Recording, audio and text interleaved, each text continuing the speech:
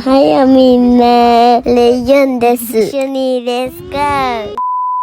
Nasa mood nga mag-intro ang ating baby boy. Konnichiwa minna, Jonari desu. Today nga ay meron silang ganap sa Hoikoen. Kaya supportive parents muna tayo for today's video. Ngayong araw nga ay meron silang ikuyukay kung saan makikilala namin yung mga bagong members ng Parents Association para sa taon na to. And after nga nun is itong Insoku. For this year, ang napili nga nilang puntahan ay yung fire department.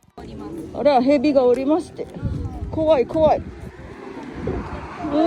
蛇怖いでしょ。やっぱりいるね。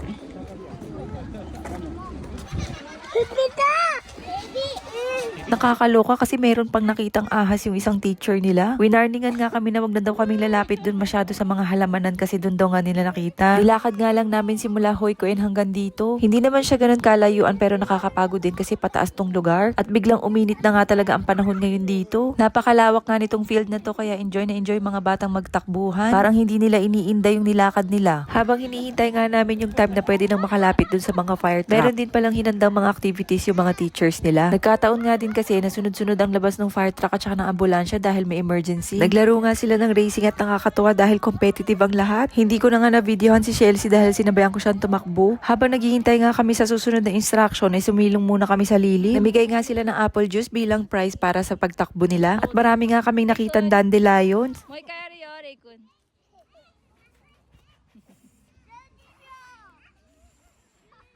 Maya-maya nga ay pinalipat na kami ng pwesto kasi magsa-start na daw ang simulation. Ipinakita nga nila kung paano nila nililipat yung mga pasyente galing helicopter papuntang ambulansya. Hindi kasi lahat ng hospital ay merong helipad kaya dito pala lumalapag yung mga helicopter na galing sa ibang lugar. After nga nun, naglakad na uli kami pabalik ng Hoikoen. Naku, kitang-kita na nga yung pagod sa mga bata kaya nagpakarga na. Pagbalik nga ng Hoikoen nagbigay lang sila ng snacks tapos nag-aisatsu na rin para mag-uwian na. Sobrang nakakapagod nga tong araw na to pero sulit naman yung time spent para sa mga anak namin. Dito mo talaga marirealize na sa loob lang na isang taon napakaraming nagbago. Nakakatawa nga dahil marami na siya nagiging kaibigan. At kada susundo nga kami, kilala na rin nila kaming lahat. Sobrang nakakatabangan ng puso kung paano nila winelcome si Leiron at si Chelsea kahit na sila lang ang foreigner dun sa buong Hoikoen. So hanggang dito na lang muna till our next video. Jane!